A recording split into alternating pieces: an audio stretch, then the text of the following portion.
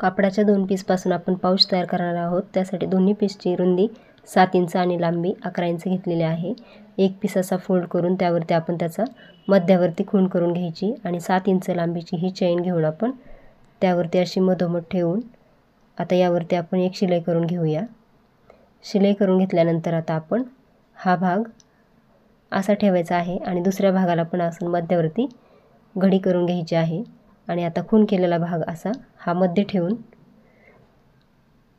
या भागावरती पण आपण आता एक शिलाई करून घेऊया। आता या भागावरती पण आपण शिलाई करून घेतलेली आहे। अशा प्रकारे दोन्ही पीस असे ठेवून दोन्ही बाजूने आपले सुलट बाजू आलेले आहेत। आता आपण हे दोन्ही पीस अशा प्रकारे एका बाजूला ठेवून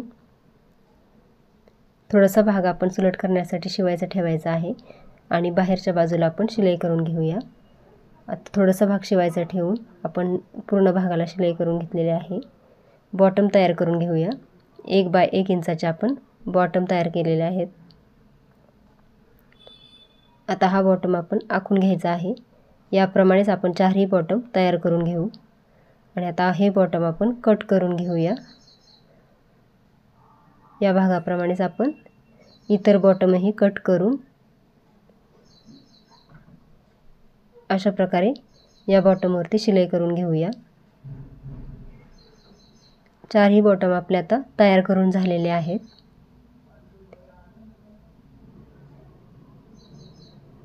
आणि आता आपण हा पाऊच सुलट करून घेऊया। पण त्यासाठी आपण आता चेनची मागची बाजू ज्या बाजूला ठेवलेली आहे त्याच बाजूने हा भाग आपण शिवायचा ठेवायचा आहे। त्यामुळे आपलं शिवायचा राहिलेला भाग आतमध्ये जाईल। सुलट चेन आपली पुढच्या बाजूला ठेवायची आणि मागे आपण उलट बाजूकडून तो भाग शिवायचा ठेवायचा आहे। आता हा पाऊच आपण सुलट करून घेऊया।